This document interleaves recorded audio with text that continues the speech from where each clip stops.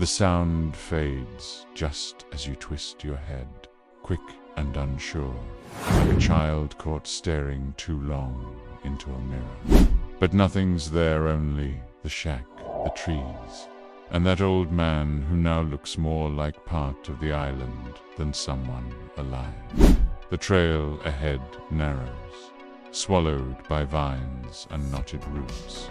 You duck beneath low-hanging branches, some of which feel more like fingers than foliage. You swear you feel breath against your neck, warm and slow. But when you spin around, there's only the echo of your own fear bouncing back at you. As you walk, something shifts in your posture. Your shoulders tense, not from cold, but from something deeper like. Your body knows this place remembers things it shouldn't. You pass a wooden sign, nearly rotten, written in a hand too elegant to match the horror it points to. L-O-H, the eye. You almost don't follow it, but curiosity is a disease you've always had, and it's terminal here. The path spirals inward to a clearing where the trees arch above like ribs, forming a cathedral of bark and shadow. At the center is a small pond, black as ink and still as regret. Floating in its center is a single dawn, face down, arms outstretched. You feel somehow like it's not floating, like it's suspended, chosen. You crouch down, and the surface doesn't ripple. Instead, it reflects a different version of you, same clothes, same expression, but the mouth. The mouth in the water is sewn shut. You stumble back, heart thumping. The pond doesn't change. The doll remains, and you realize the whisper you heard earlier is not Gonette's now humming. It's coming from behind you. You turn, and there she is, a little girl, hair matted with moss, dress soaked and heavy like it's never dried. She doesn't blink. She doesn't move. Her feet don't touch the ground. You should run. You should scream. But your body does what people always do. Here it freezes and listens. They buried my name, she says. Her voice is two tones, at once one too high, one too low. And now I live in wood and string. You blink, and she's gone. The humming stops, and the trees feel closer than before. You try to walk away, but your foot catches something half buried beneath the moss. You kneel and brush away the wet green to find a bony porcelain arm, still attached to a shoulder. And on that shoulder, scratched with what looks like fingernails, Juliana, 1952. A name, the girl's. You feel the cold settle into your skin like it's being written there. Something ancient. Something that isn't done watching. You don't know how long you sit there, but eventually the wind starts again whipping around you with an almost human cadence. It whistles, then pants, then laughs. You stand, you walk, you lie to yourself again. You tell yourself this is all part of the legend. But legends don't leave footprints beside yours. You notice them in the mudsmall, barefoot and walking the opposite direction from behind you, where no one should have been. As you press forward, the trees open up into what must have once been a garden, now overgrown, wild and full of rotting dolls hanging like fruit. Their bodies are cracked, limbs fused together like wax figures left in the sun. One, just one, turns its head slightly as you pass, just enough for you to know you're not imagining any of this. You find a bench. It's warped, barely upright. But you sit because your legs feel like paper. The air here tastes sweet, but with something metallic beneath it, like sugar and rust. And then you hear a voice, not whispering this time, singing, soft and ancient. A lullaby in a language you don't speak but somehow recognize. You follow the sound without realizing you're moving, like your legs are obeying someone else. You reach another shack, smaller, tucked beneath thick vines. You push open the door. Inside are rows and rows of dolls sitting, hanging, laying face up. Each one stares straight ahead. And in the center, on a stool, is a record player. It's not plugged in, no electricity, but it spins, and it sings. The lullaby scratches through the air like old paper being torn slowly. And you sit down on the floor without knowing why. Your head tilts, your eyes blink slower, and then you feel it, a tug, not on your arm, not on your clothes, on your soul. Like something inside you is being gently pulled forward, out of your chest, toward the sound. You snap back. You don't remember standing. You don't remember walking outside. But the door slams behind you, and you're once again alone. Almost the light has changed. It's darker now, but not the kind of darkness that comes from nightfall. No, this one feels like a weight on your back, like someone is draping shadow over your shoulders, piece by piece. You look up at the trees and the sky. There is still a sky house, gone the color of wet cement. The dolls seem quieter, too, less like objects, more like watchers pausing mid-whisper. Your footsteps feel wrong, not heavy, not loud, just echoed. You lift your boot and realize it doesn't leave a mark. The dirt is soft. You're sure of that. But no footprint appears. Ahead, a worn sign hangs crooked from a branch.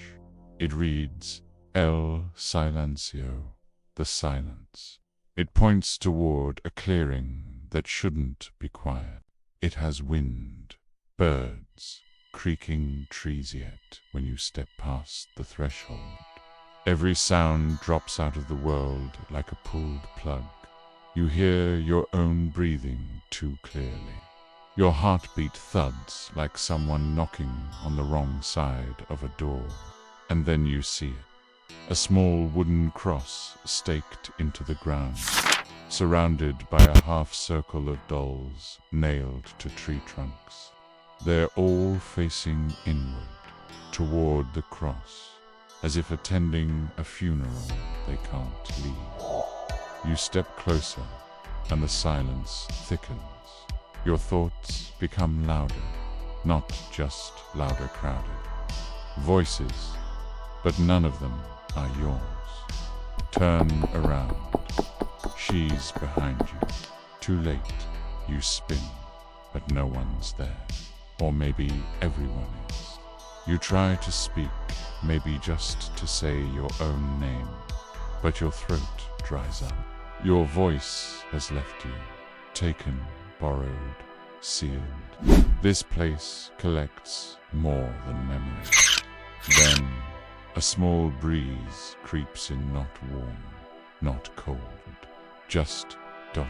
intentional. It rustles the hair on your arms and turns the cross slightly, revealing a crude inscription burned into the wood. Para la que no duerme, for the one who does not sleep. Behind you, one doll topples from its nail. It doesn't bounce. It lands face down and stays that way. You blink and it's gone. The others haven't moved. But now you're certain every last one of them is watching you, unblinking. You feel exposed, like something inside you is being weighed, judged. You back away, slowly, until the whispering returns, and the silence gives way to the natural hum of the curse ends. Only now, the dolls seem to whisper with you. You head east, deeper into the forest. The trees grow stranger here, their trunks twisting like rope, their roots exposed above ground like veins. You trip once, then again, and when you finally look down, you realize the roots have formed a symbol, a spiral, repeating, ancient. You step over it, and suddenly the forest opens into a narrow path lined with mirrors, not glass, polished metal, warped. Each one reflects you, but never the way you are right now. One shows you grinning, teeth too sharp, too many. Another shows you crying, blood pouring from your eyes. And a third, a child, you, maybe, standing beside a doll that holds your hand. You don't remember that doll. You don't remember ever owning one. But the reflection tilts its head, just a little, just enough. You close your eyes. You try to breathe. And that's when you smell it. Jasmine and salt and something rotten. You follow the scent until you reach an old fishing shack at the edge of the water. Nets hang like spiderwebs, tangled with seaweed and doll limbs. Inside is a table, and on it a map, drawn in ash, written in symbols. Some familiar, most not. But at the center is a shape you've seen before on the shoulder of the buried doll. Juliana, you touch the name, and the wood beneath your hand pulses like a heartbeat. Behind you, the floor clicks. You spin, ready for the girl again. But it's not her. It's you, older or younger, hard to tell. But this version of you is holding something, a mirror. You reach for it. Your fingers pass through. You blink, and the vision's gone. Only the mirror remains, sitting quietly on the floor. You pick it up, and behind your reflection, something moves. Fast, wrong. But when you turn nothing, you're not even surprised anymore. Because by now, you understand. This place doesn't haunt you with ghosts. It haunts you with memories you never made. And it's only just begun. You walk again, slower now, because something in your bones has started whispering. Not your skin, not your muscles. Pew your bones. They throb with an unease that language doesn't cover now. They know they VA wandered into a place where time, ISNT, entirely linear. The path under your feet starts changing. First it's dirt, then stone, then something crunchy. You stop, kneel, and pick up a handful. Teeth, tiny ones. Not full molars or canines' baby teeth. Hundreds of them, ground down, mixed with sand. A path paved in the lost innocence of someone else's childhood. You drop them, carefully. The trees part, and you step into a wide circle at its center. A giant banyan tree with arms like twisted spines and dolls wired into every crook of its branches. Some hang limp, others are locked in poses of prayer or fear. One has no head, but holds a smaller doll in its hands, like an offering, and beneath the tree, by a man. No, Not a man. Something once man-shaped. He's propped up against the trunk, arms folded like he's sleeping. But his skin is waxy, pulled tight, and his lips are stitched shut with what looks like black fishing line. In his lap sits a book, leather-bound and swollen from age and damp. You shouldn't read it, you know that, but you do. The first page has no title, just a line scrawled with urgency. Bay speak through porcelain when no one listens. Each page after that is filled with drawings, maps, circles of dolls arranged like constellations, symbols carved into tongues, and faces. Pages and pages of childlike sketches of faces all, of them nearly identical, except one. One matches a doll you saw hanging by the dock when you first arrived. Except now, it's missing from your memory. No, from the tree. Your eyes dart to the camera, scanning the faces till you find the empty hook, rope still swinging. You didn't hear it fall. No wind, no movement. You set the book down. You take a step back, and you hear the fishing line stretch, not snap, stretch. Something above you is shifting, quietly, with a care that's somehow worse than the speed. You back away slowly, eyes on the empty hook, on the spot where that doll used to be. Then you feel it, not wind, not touch. Wait, a hand. On your shoulder, you spin, heart seizing, but there's nothing. Only the doll from the drawing, now sitting on the ground behind you, legs outstretched, head tilted like it's trying to remember how to be loved. Its eyes are glassy, wet like it's been crying. You don't know why you pick it up, but you do. And the moment you touch it, you hear something deep like thunder under the earth. The banyan tree groans, and 1,000 dolls open their mouths at once. Not wide, not loud, just open, like the beginning of a scream that's forgotten why it started. Then all at once, they go silent, still, waiting. You tuck the doll under your arm and run. Not far, not fast, just enough to breathe again.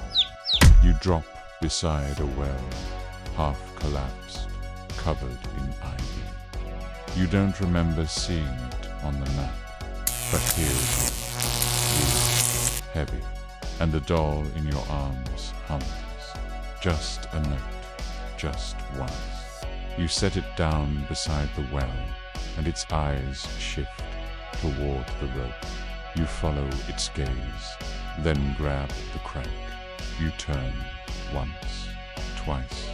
The rope rises, wet and sludgy, and at the end of it, not a bucket, not a message, but another doll, identical to the one you just set down. Only this one is dry, newer, smiling. The other is gone. You don't ask how, because by now, asking only invites answers, and answers come with a price. The crank spins backwards, suddenly, tearing from your grip, rope flying back into the dark. You step away from the well, and the air around you changes, heavier still, a moment pregnant with something ancient. The sound that breaks it is familiar, a whisper from the doll. One word, stay, and you realize, for the first time since arriving, that you might not be alone inside your own head anymore. You don't move, you want to. Every nerve screams to put distance between you and the world, between you and that word that still lingers in your ears like steam. in a closed room. Stay, but your legs forget the concept of leaving. Something in you obeys even as you resist. The doll lies there, motionless again, or pretending to be. You inch back, slow, careful, as if stepping too loudly might wake whatever ancient tension is crackling beneath this cursed patch of ground. Each breath now feels monitored, like you're exhaling into someone else's lungs. Then, something catches your eye behind the ivy wall that borders the weather-tattered piece of cloth, flapping gently. Not with the breeze, but with purpose, like a beckoning.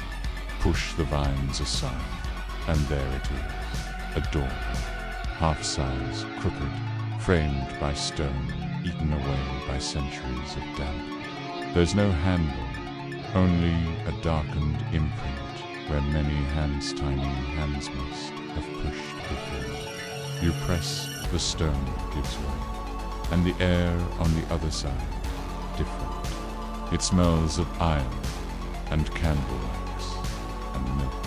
Inside is a narrow corridor, lit dimly by the flutter of candles in tiny niches. The wax has run like tears down the wall, thick and yellow. You see child-sized chairs, stacked 3 high, all facing the same waiter wall, a wooden altar.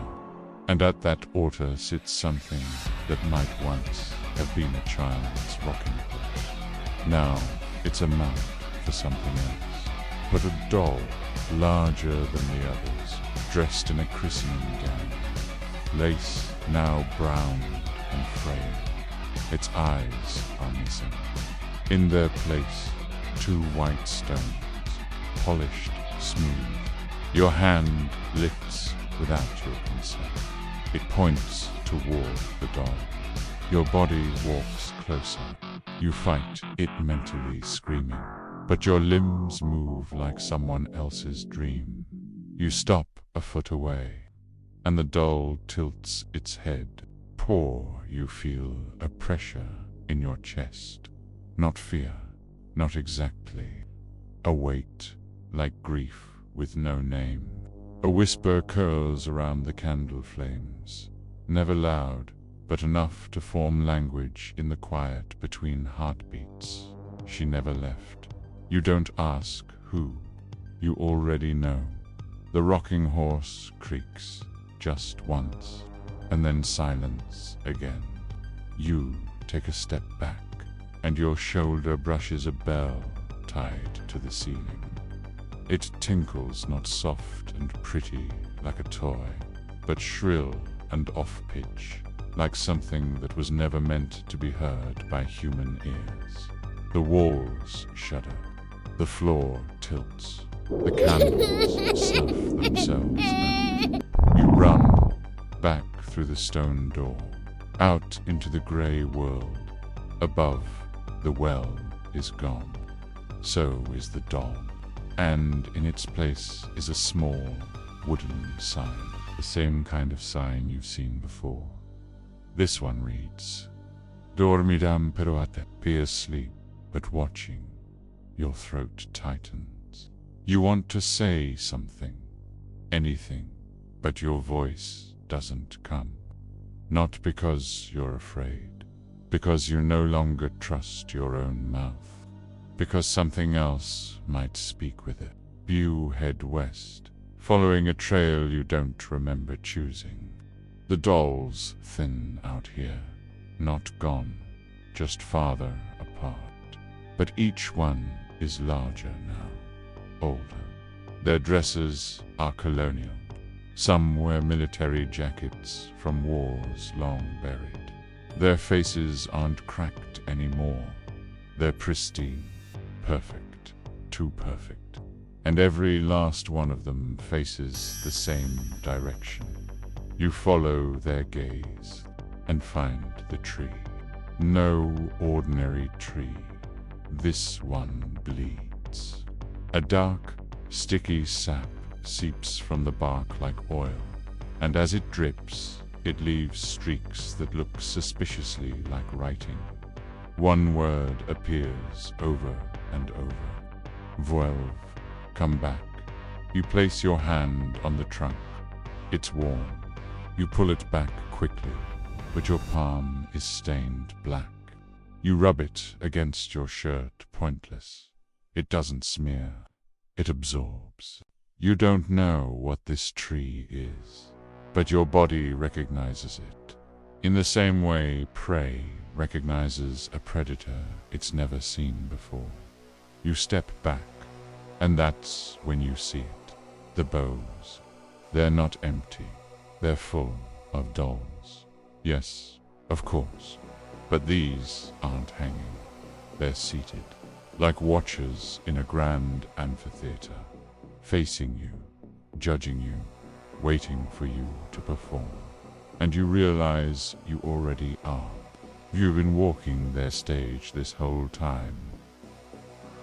Your breath falls into a rhythm that doesn't belong to you anymore. Inhale, hold, exhale, perfectly timed. Like choreography you never learned, but suddenly perform without thinking. The dolls above, nestled in the massive tree's limbs, don't move. But you can feel the weight of their attention pressing down on you, heavier than the air, heavier than your own thoughts. This isn't a forest, it's an audience. And you've stepped onto their stage. You try to leave with the calm of someone unaffected, someone who's still pretending this is just a place with strange stories and tourist gossip. But every leaf crackles under your feet like a warning. Every shadow seems to lean a little closer. The path winds west now, but you don't remember choosing it. You don't remember making any decisions at all since picking up the first doll. Maybe you never really did. Soon the trees grow dense again, their roots tangling like fingers clasped in prayer or in fear. The ground softens, as if mourning something. And there, in the clearing, you find a circle of stones. 12 arranged neatly, too neatly. Not a cairn, not a grave, a ritual. At the center lies a chair, weathered but upright, its back carved with a spiral. You recognize that shape now. You've seen it beneath the moss, scratched into bark, etched behind the glass eyes of one doll that still watches from the tree. This spiral doesn't decorate, it binds. You step inside the circle. Immediately, the air sharpens. Sounds hush, not into silence, but into stillness. Even your heartbeat seems to hesitate, unsure whether it's allowed to continue. You don't sit, but you understand now that someone did. Maybe many. Maybe once every generation, someone sits here. Maybe they're still sitting, somewhere, in some other part of themselves. The chair creaks slightly, but from within, not from wind, not from pressure. It remembers. Then, faintly, you hear it again. Not whispers this time, not distant breath.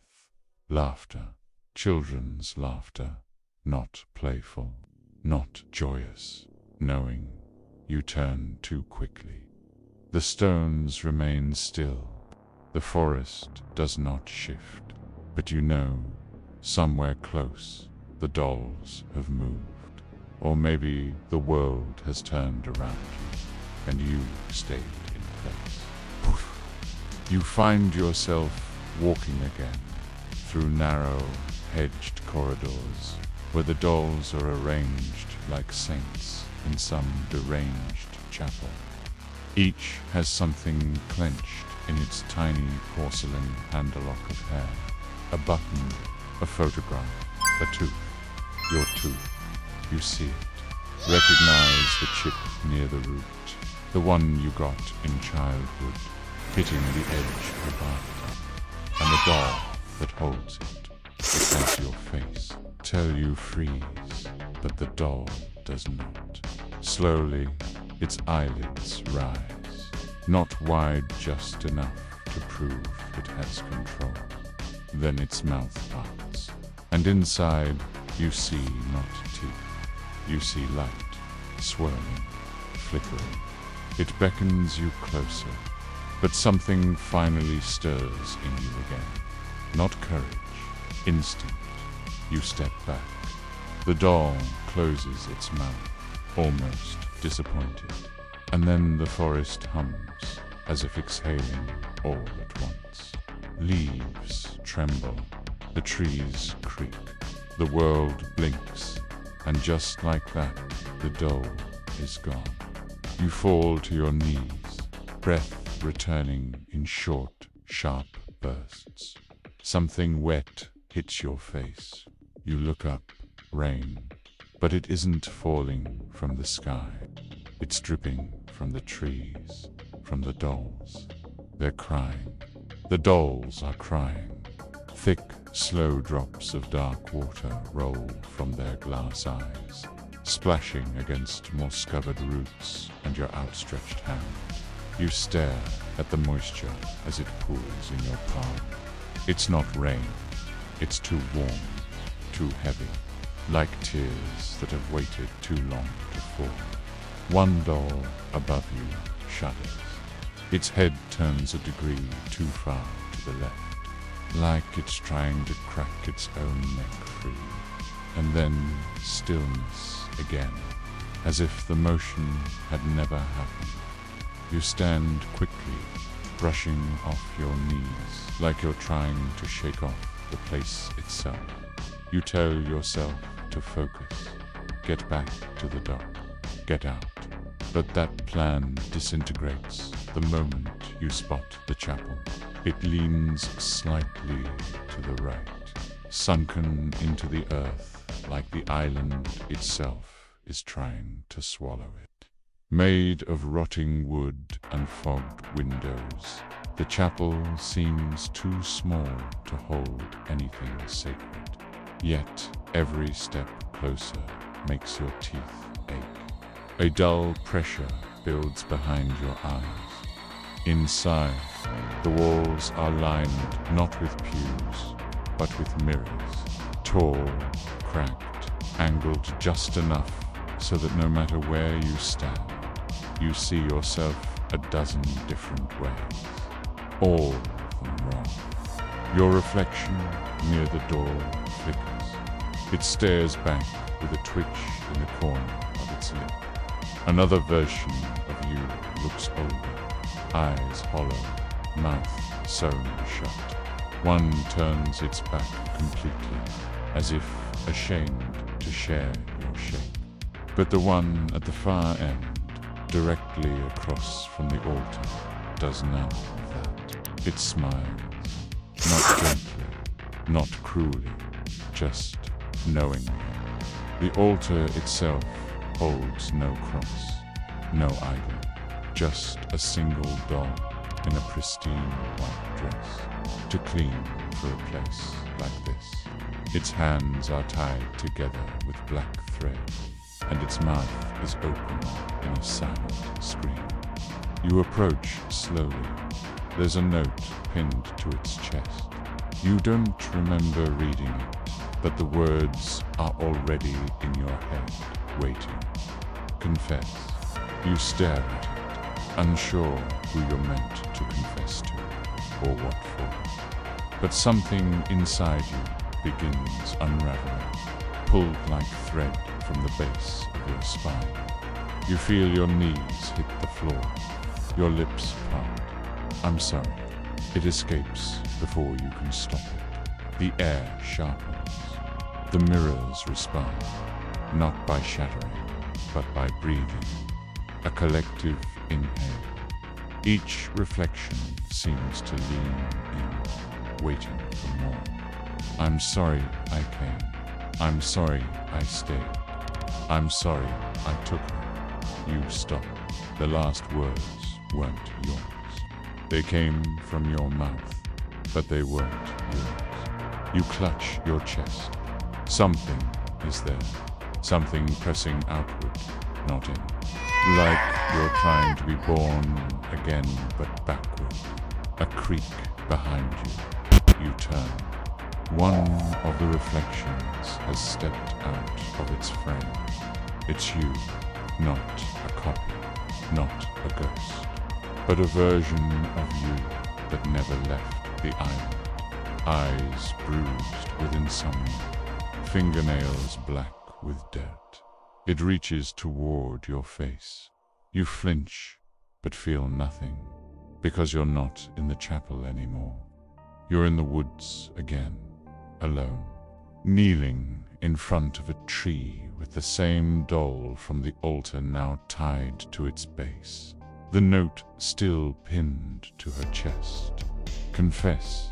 You look down and see your hands have been bound with black thread. The thread bites into your wrists, tight but dry, as though it's been there for days. You pull once, twice, and it doesn't snap. It doesn't even stretch. It holds you like memory, like guilt. The forest around you is too quiet now.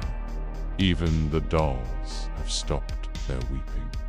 It's as if they've heard your confessional. Someone and are waiting to see what you do next. A trial with no judge. A sentence already written. You stand, slowly, the doll still at the base of the tree, watching you with its blank, open mouth. No scream, just the shape of one. An invitation for yours. You stagger through the roots, eyes scanning for the path, but nothing's where it should be. The forest has reassembled itself, as it always does. You find a clearing after too long, not by direction, by mercy. In the center, a table, square, wooden, covered in objects that make no sense together. A teacup with teeth floating in it. A child's shoe filled with ash. A hand mirror cracked down the center, but the reflection on both sides is identical. Yours, with no pupils. At the edge of the table sits another doll, different. It has no eyes, no mouth, no limbs, just a head and torso. But something pulses inside it, faintly. You lift it, it vibrates. Not from machinery, from heartbeat. Yours. You drop it, and behind you, the dolls that had been hanging in the trees now sit in the grass, upright, perfectly spaced, as if they've been placed in attendance. You're not alone. You've never been alone here.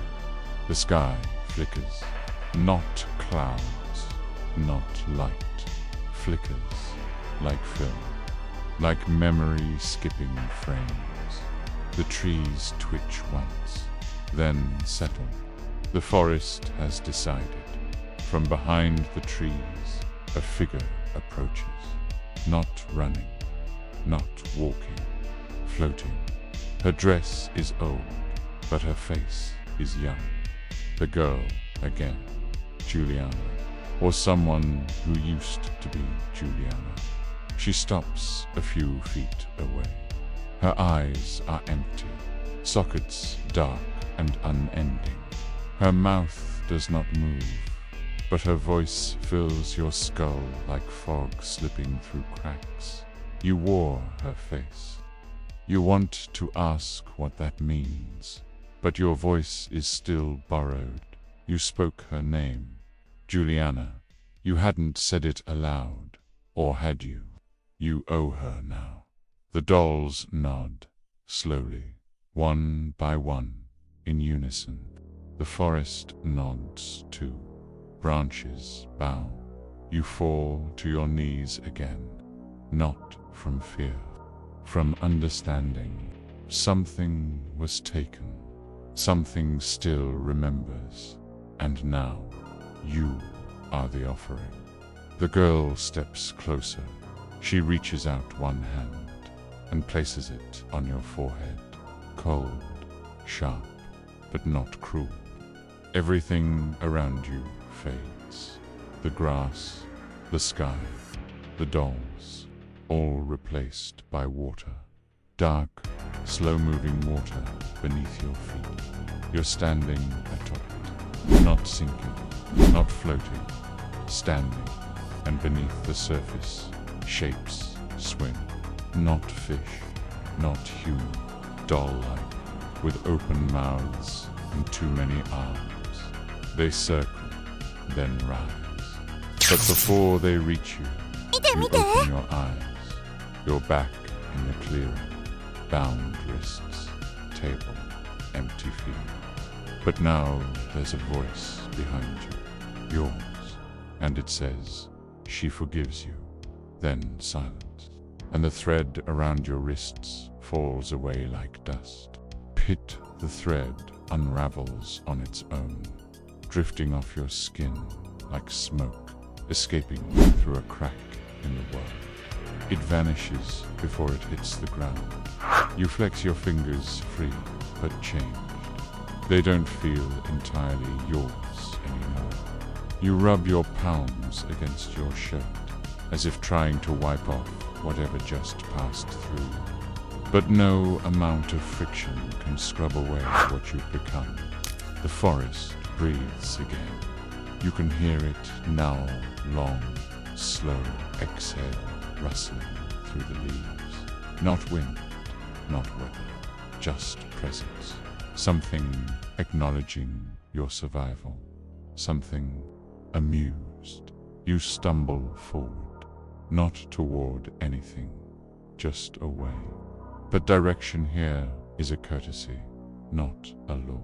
The trees rearrange like sentinels on a chessboard, letting you pass where they want you to go. Soon you reach another structure, smaller, built of rusted sheet metal and patched with rotting tarp.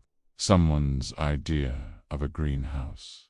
But inside there are no plants, just shelves, dozens of them, lined with jars, and in each jar, eyes. Some glass, some real, some impossible to identify, all watching.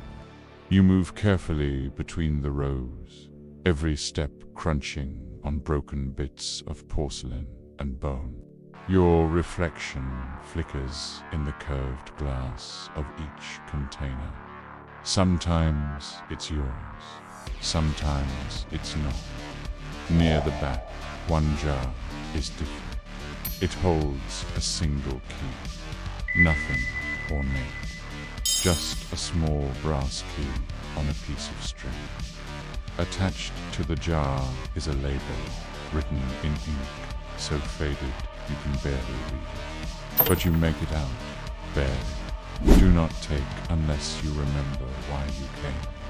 You don't, not really. You know you came to explore, maybe even to record, to find the legend and bring it back as a story, as a souvenir. But that's not the truth anymore. You came for something else, or something came for you. You reach out anyway. The jar opens before you touch it. The key rises gently, hanging in the air like a dandelion seed caught in an upward draft. And then it drops into your hand. The temperature shifts, not the air inside you. Like something ancient just woke up in your chest. You turn. The doors are at the doorway now, lined up, 4 rows deep, all identical, all faceless, except one. The girl, Juliana, standing still, her dress soaked, her hair a mess of riverweed and string. She doesn't move, doesn't speak, but your hand lifts the key, and your feet begin to walk. You pass through the dolls. They do not stop you. They simply sway as you pass. Behind them, the path is lined with candles, now tiny flames floating mid-air, guiding you somewhere you no longer need to question. You follow them to a door, freestanding, unattached to any walls. Just a door in the middle of a grove, painted white, clean, perfect. The key fits the lock. Of course it does. You turn it. The door opens, and what's behind it is not what you expect. A room. Your room. From childhood. Bedspread the same. Stuffed animals lined up with surgical precision. A lamp shaped like a moon. But everything is wrong. The angles, the air, the smell. Everything is 2 degrees off. Just enough to make your teeth hurt. You step inside. The door closes. There's a doll on your old pillow, wearing the same shirt you wore when you were 5. Its head turns slowly, and then it blinks. The doll's eyes blink once slow, deliberate like it's savoring the action. You freeze at the foot of the bed, heart barely beating, lungs unsure whether they should inhale. The room smells like dust and mint, just like it did when you were young. But the memory is sharper than it should be, more precise. The folds in the blanket are exactly how you left them 20 years ago. Bid the chip in the lamp's shade is in the same shape, the same direction. Even the drawer on the left, the one that always stuck when you tried to open, it creaks open slowly now, all by itself. You take a hesitant step forward. The doll sits upright. Its arms don't move, but the air around it pulses. Like sound is happening at a frequency too low to hear, but strong enough to feel in your teeth. You reach for it not to touch, just to be sure it's really there. And it nods, not its head. The whole room. A subtle lurch forward, like time just skipped a frame. The doll's mouth opens, and inside is a slip of paper. You take it.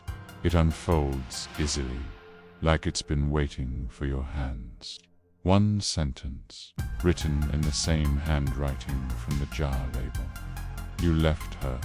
You know instantly who her is, but the details remain fogged, like a dream you're trying not to remember. Someone you once knew, someone small, someone whose doll this might have been. The room dims, not like lights going out, like memory decaying. The walls start to bleed, their color draining into the floorboards, like watercolor in reverse. The corners stretch, elongate, twist. The lamp flickers and shrinks into a tiny white bulb, then vanishes. You close your eyes. When you open them again, you're outside, back on the island. But now, the sky is completely dark, not night. Absence. Stars pulse faintly above, blinking like tiny, tired eyes. The trees are silhouetted, no longer green, just outlines against shadow. And in front of you is a dock, but not the one you arrived on. This one is older, smaller, and the water beneath it is still, too still. You walk toward it, the key still clutched in your fist. Something drips from your hand. You look down. Blood, but not from you, from the key. It weeps, like it's remembering something you refused to. You step onto the dock.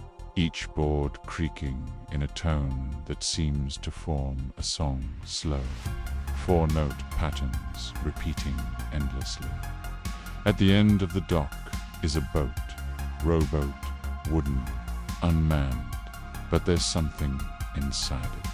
You approach and see it's filled with dolls, stacked, seated, lying in heaps. And on top of them, curled like a sleeping animal, is Juliana, still, but not lifeless. Her chest rises and falls in steady rhythm. You feel like you're intruding, but you can't look away. Then she opens her eyes, and this time, they aren't empty. They're yours, exactly. She looks at you the way a mirror does, quiet, patient, impossible to fool. You try to speak. She raises a hand and says, softly, "You can go now." You step back, almost stumbling. The boat begins to drift on its own, away from the dock. No oars, no sound, just movement. As it fades into the dark water, the dolls don't move. They just go with her. And the water closes behind them like it never opened. You stand there, shaking, then turn. The island waits, but it feels lighter now. Still, but no longer hungry. The hush that follows her departure isn't silence, it's relief. The kind that leaves your bones loose, your breath deeper, though you don't recall consciously inhaling. For the first time since you stepped onto the island, you feel something has ended. But that doesn't mean it's over. You walk back through the trees, and this time they don't lean in, they part. Welcome, or maybe just done with you. Either way, the ground beneath your feet is dry again. The moss doesn't cling. Even the air carries less weight, as if some contract between you and this place has expired. Pass the spiral tree once more, the same massive trunk where the dolls once sat like an audience. Now, only empty branches, still high above, but bare. The vines have loosened, like stage curtains drawn back. Whatever performance took place here, you were part of it, and you weren't the star. You were the offering. You continue on, hoping for familiar signs. But the island doesn't work in straight lines. It never has. Instead, you arrive at a clearing you've never seen before, though it feels familiar in that unnerving way dreams sometimes do. At the center stands a small structure, no taller than a phone booth. It's made of red lacquered wood, delicately carved, almost ceremonial. A shrine, not to a deity, to a memory. Inside it, behind dusty glass, rests a single item, a child's dress, pale yellow, clean, folded perfectly. A name is embroidered on the collar in tiny, patient stitches. Juliana. You lean in closer, and your breath fogs the glass. That's when you see the faint outline of a face reflected, not yours. Behind you, a tall figure, motionless. You spin, and it's gone. Only the trees. You turn back to the shrine. The dress is gone. In its place, now folded with the same care, is a shirt. Your shirt. The one you wore when you arrived. Still warm. The shrine door swings open. Empty inside. You don't touch the shirt. You walk away. You come to a path lined with lanterns. This time-reel ones, flickering gently. Light honest and warm, illuminating a staircase carved into the hill. At the top, an archway formed by twisted trees.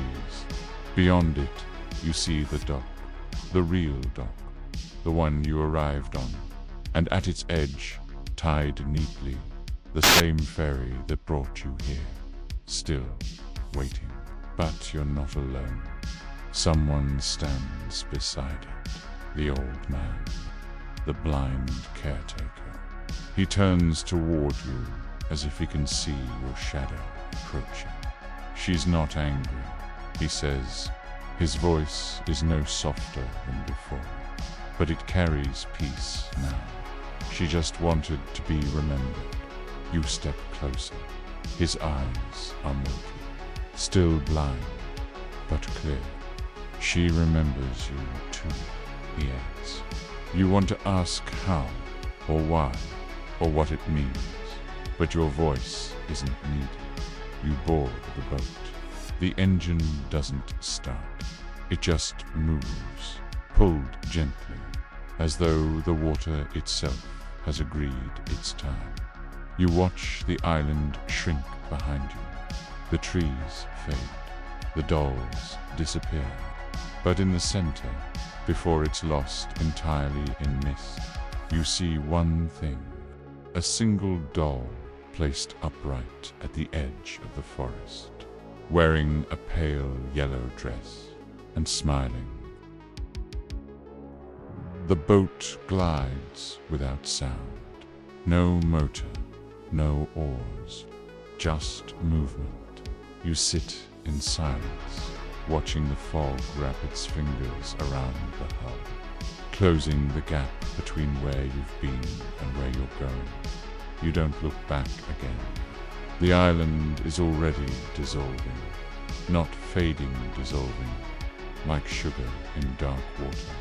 The caretaker remains on the dock, unmoving, just a silhouette now, a sentinel, or perhaps the last guardian of something the world no longer wants to name. The ferry drifts for minutes, or maybe hours. Time doesn't dare behave honestly after what you've seen. Eventually, land appears through the haze. Low lights, a wooden pier. It looks like the same one you left, but something tells you it isn't. Everything is too quiet, too still. Even the water beneath the boat doesn't ripple.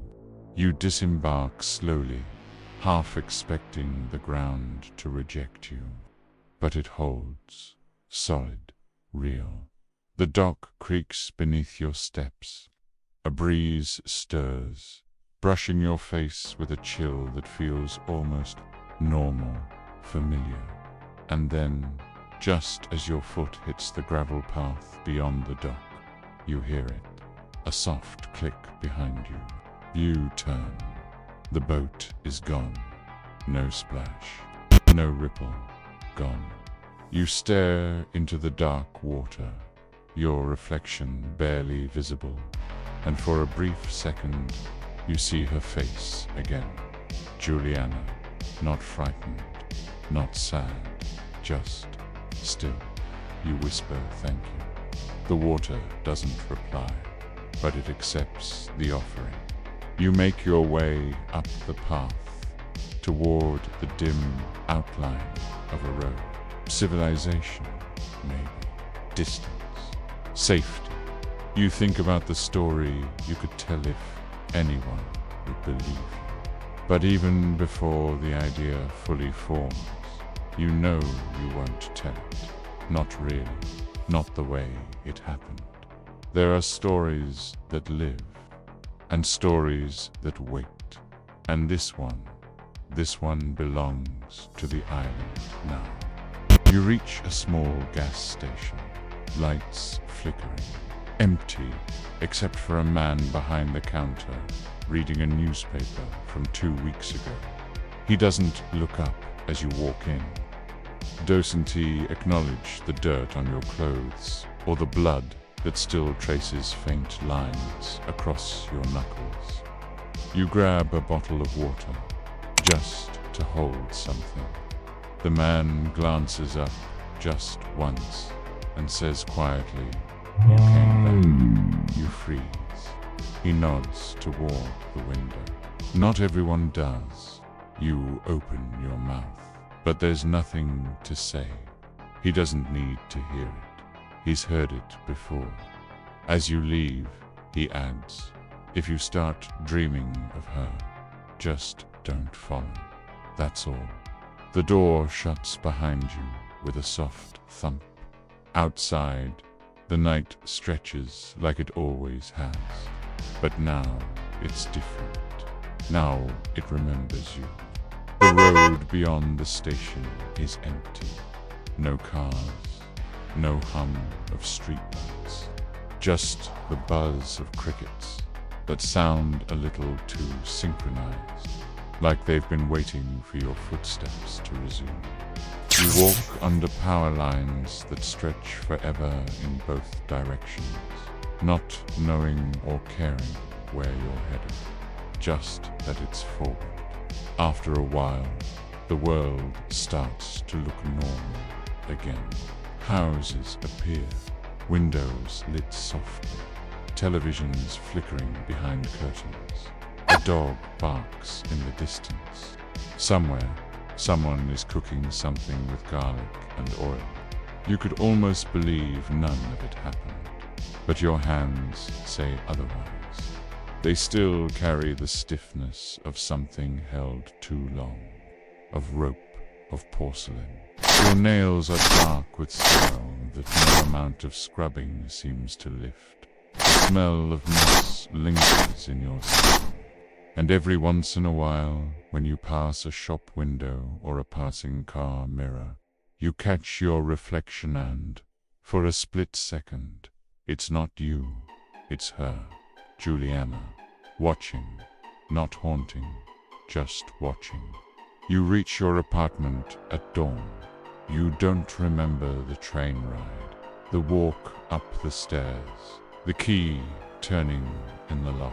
Only that the door closes behind you, and for the first time in what feels like years, you sit on your own bed.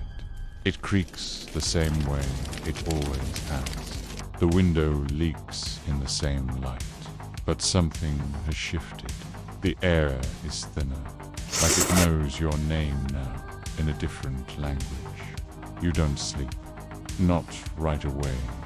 Instead, you open the drawer by your bed and find an old notebook, one you used to sketch in years ago. You flip past pages of half-finished thoughts, loose drawings, until one catches your eye. A face drawn in pencil, small hands folded in her lap. A girl in a pale yellow dress. You don't remember drawing it, but the lines are yours.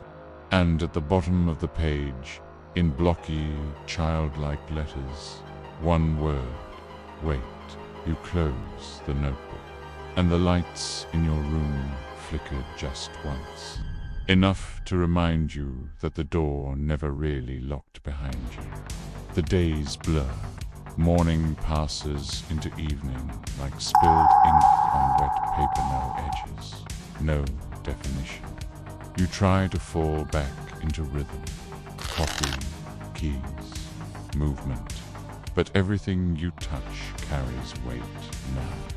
The fork in your hand feels like iron.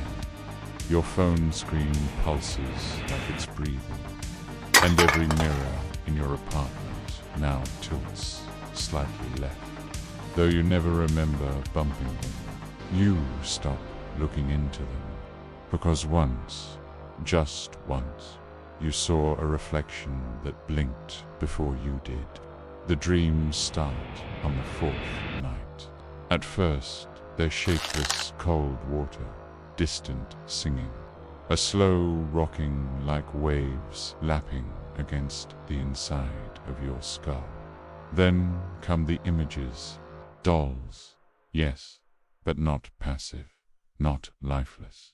They walk in pairs, they hold hands, They gather around a tree you've never seen before but somehow recognize. One by one, they turn their heads toward you and whisper your name not aloud. But in that peculiar voice dreams have, the one you feel in your stomach instead of your ears. You wake up sweating. The light outside your window shifts through the blinds in a pattern you daren't remember the sun ever making. Long diagonal slashes, like bars. You begin avoiding sleep, but it doesn't help. Even awake, you start to see her. Not always clearly.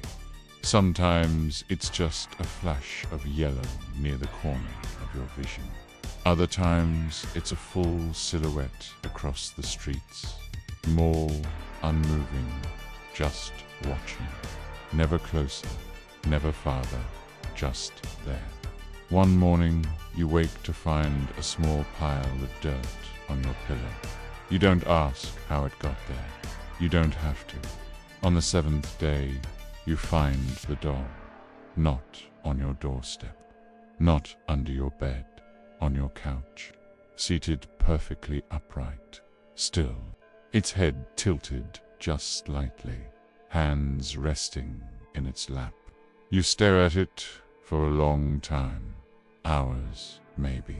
It doesn't move, but you know it's not asleep.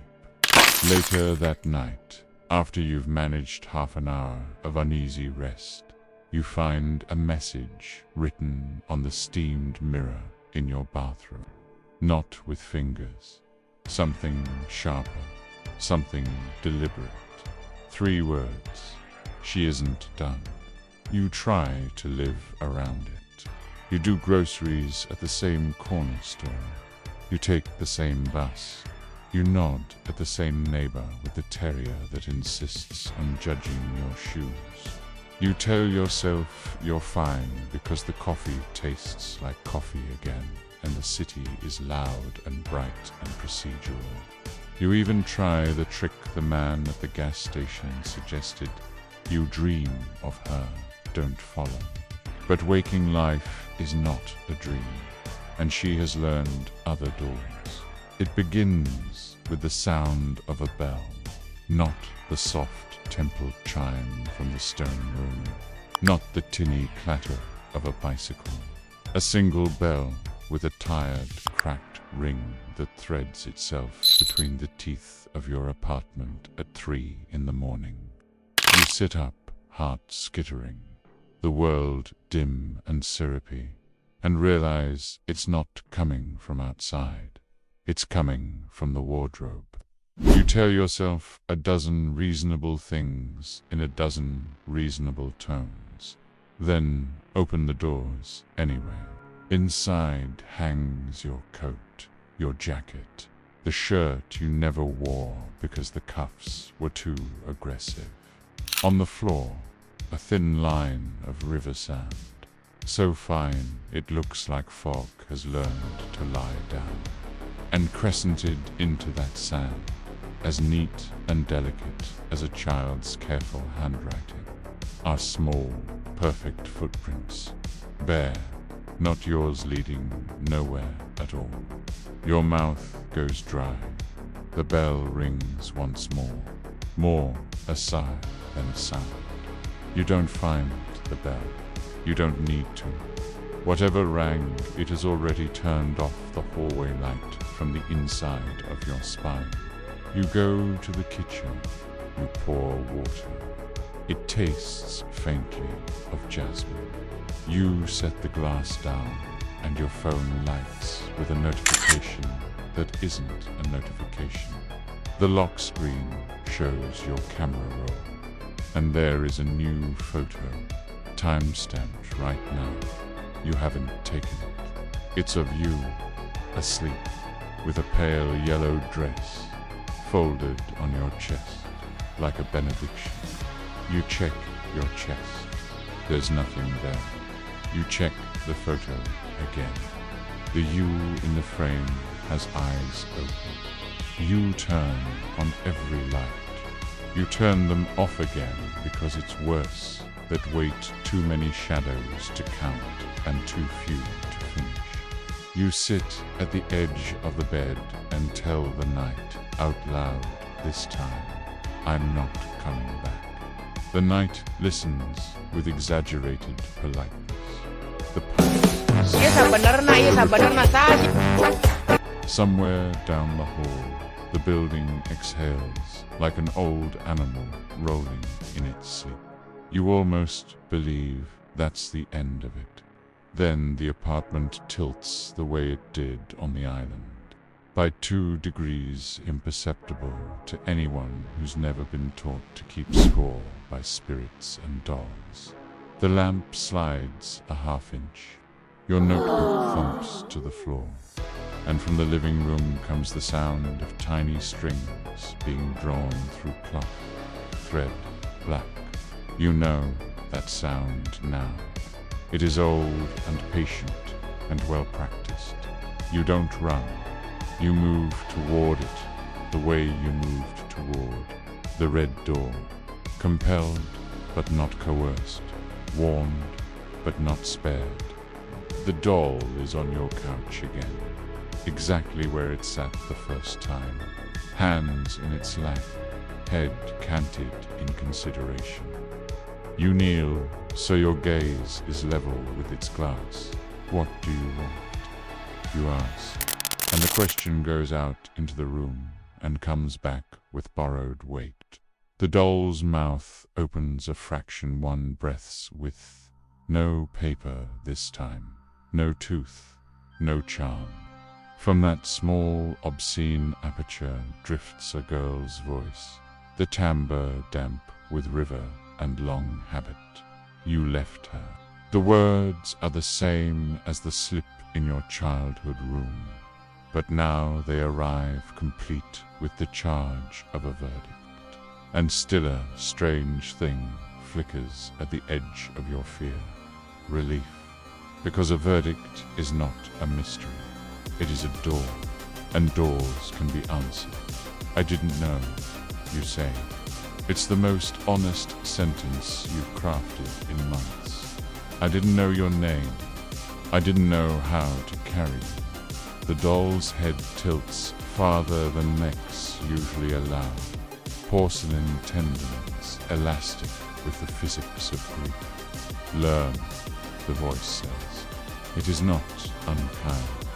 The apartment thins, not vanishing so much as peeling back, and the city's electric glow sifts through the walls like powder. And you see, superimposed perfectly over your carpet and your coffee table and the unwashed plate you've kept meaning to address, a circle of wet boards and a small boat at its center. And in that boat she sleeps and wakes and sleeps again, rowing without oars. The scene isn't a vision, it is a place your body remembers without consulting you. Spiritualists still argue whether the island returns what it takes, or simply teaches you to see the hole it leaves behind. You say, surprising yourself with the sentence, as if your mouth is reading notes written elsewhere. The doll blinks once. The air warms. Somewhere in the back of your skull, a knot loosens, and a different knot draws tight. You retrieve the key from the shelf where you left it. The brass, still faint with a smell like old pennies and rain. You don't know what it opens here. You never knew what it opened there until you did. You hold it up and the doll does not nod, but the room does, the lamp, the curtains, the calendar with the day circled. That means nothing to anyone but you. You carry the key to the front door and do the only thing you can do that has the shape of an answer. You unlock the apartment and open it to the hall. Cold air moves across the threshold, a shy, steady current, and you step aside.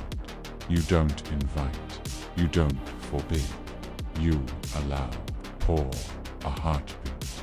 The hallway is only hallway, with its quiet carpet and its overdue paint and the faint perfume of your neighbor's laundry. Then someone very small passes between you and the door jamb no weight. A pressure like the memory of a handband. The apartment seems to widen with a sound, like someone finally letting go of a long-held breath. The bell rings one last time close, contented, the yellow of dawn, unexpected and literal, rises through your windows like an apology. You find yourself smiling, which feels indecent at first, and then feels exactly right.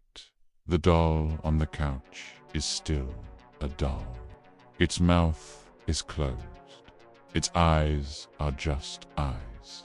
You take it gently in both hands and place it by the window, where it can watch streets it has never walked. You whisper thank you, and don't specify to whom. Outside, the city begins its ordinary little chorus buses. Lids, keys, heels. You text no one and tell no one and promise nothing. You make coffee that tastes more alive than it has any reason to, and the steam rises in a thin, neat spiral that reminds you of the tree where you learned the shape of being seen. On your way back from the sink, you notice a new water stain on the ceiling, shaped like a boat. You laugh once, softly. It is a pleasant sound. It belongs here. Before you leave for the day, you stand barefoot in your doorway, key in your palm, listening. The apartment says nothing at all, which is the kindest answer it can offer.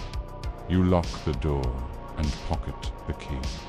And as you walk down the hall, you catch your reflection in the building's long mirror, crouched between two framed, forgettable prints. You look like yourself.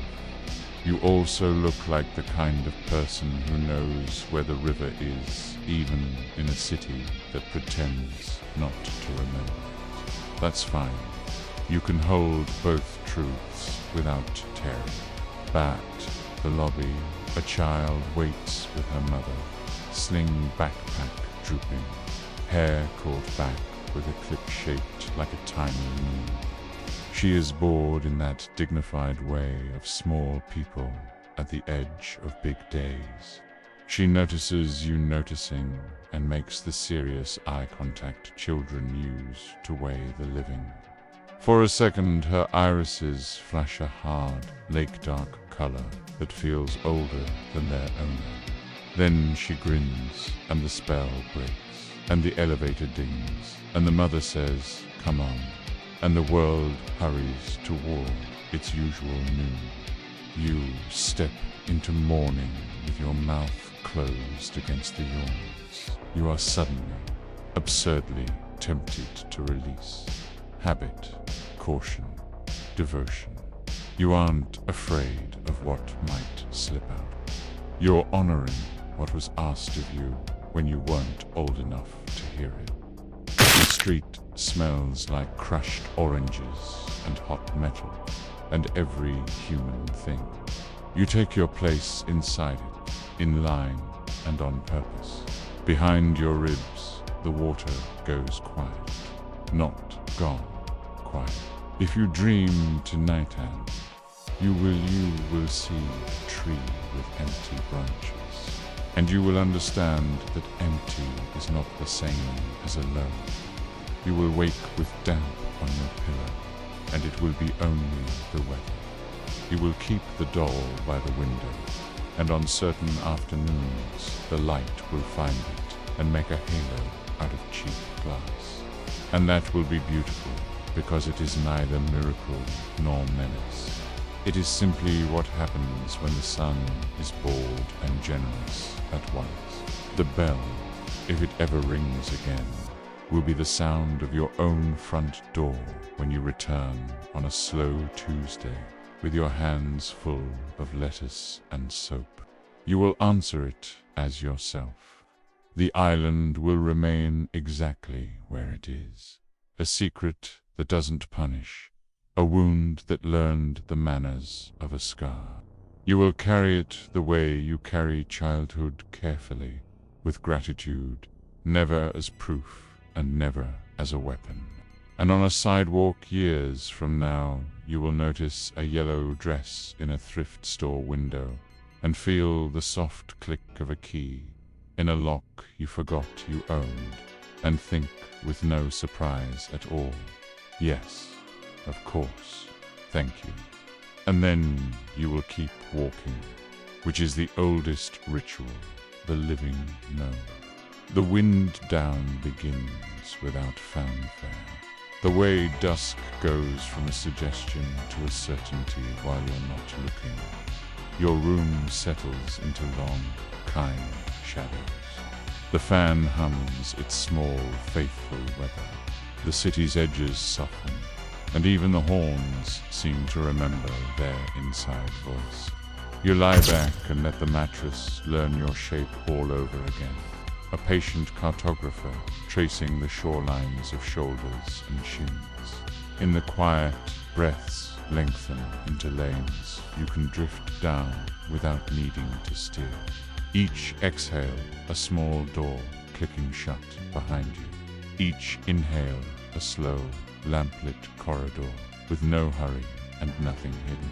The doll by the window is only a silhouette now, a tidy cutout against a darkening pane, and the boats it suggests are far away, and the island is farther still, and you are farther from it than both in the way, than both of them both. You have returned to the country of your body. You have repaired to the bed,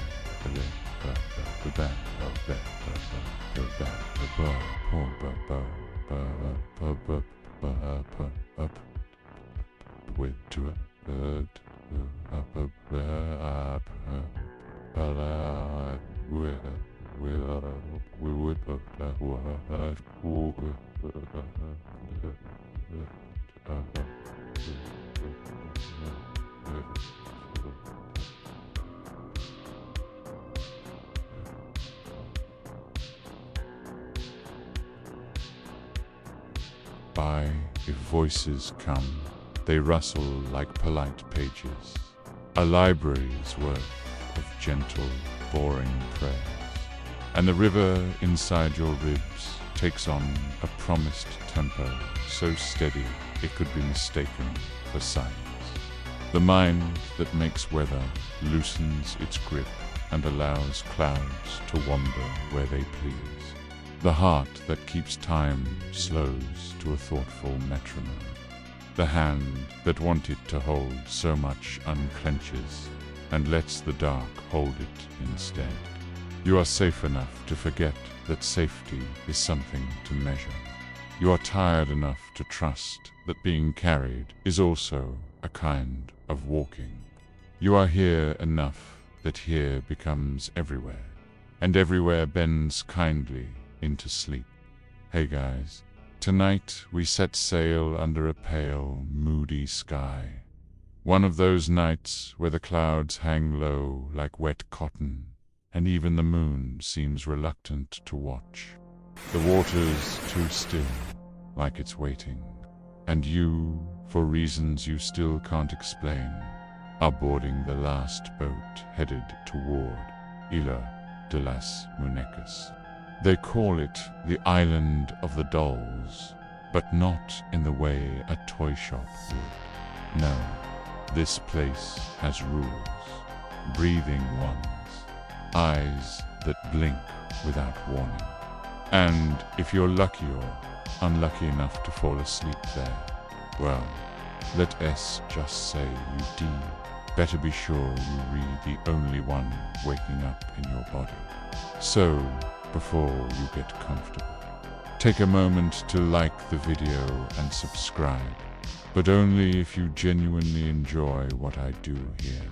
And drop a comment with your city and local time. Who knows?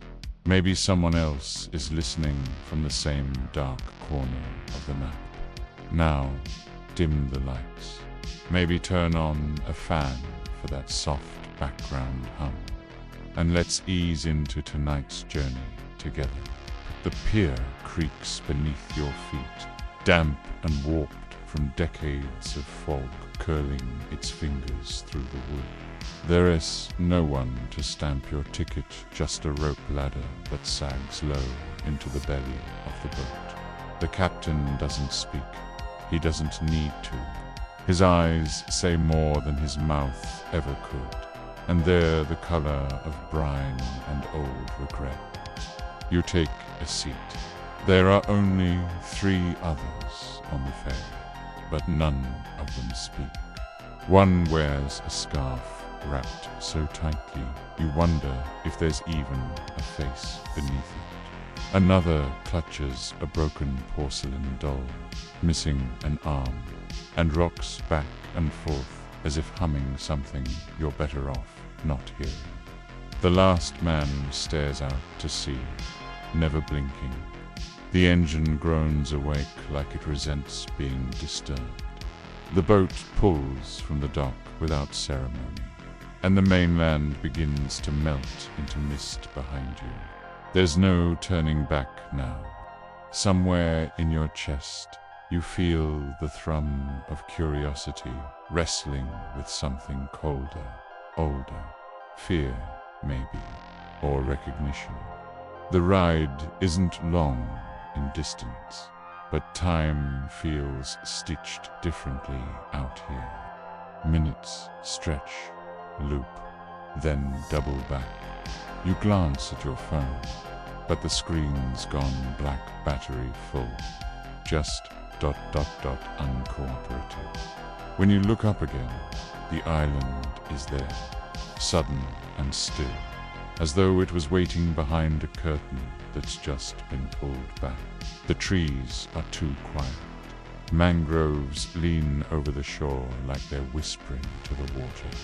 And the doll's god, the dolls hang from every branch, every beam, every crack in the wall. Hundreds, thousands. Their faces are cracked, their eyes clouded with mildew and age, and some still have bits of hair clinging to their scalps like memory refuses to let go. You step off the boat and immediately feel the difference. The air is heavier, humid, with something more than water. A presence, maybe. You've walked through cemeteries that felt less dead than this place. There's a path, barely wide enough for your boots, lined with dolls nailed to fence posts.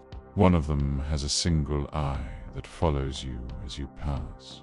Another seems to mouth something. You tell yourself it's the wind. You lie to yourself. That's what everyone does here. You follow the trail deeper into the heart of the island, past a shack built entirely from driftwood and rusted nails. Hanging outside, like wind chimes, are arms and legs torn from dolls and strung together with fishing line. They clack softly in the breeze, a lullaby for something no longer human. And then you see him, the man, the caretaker, or what's left of him. He sits cross-legged beneath a banyan tree, skin the color of wet ash, beard tangled with moss, and blindfolded with a strip of velvet that used to be red. You don't ask his name.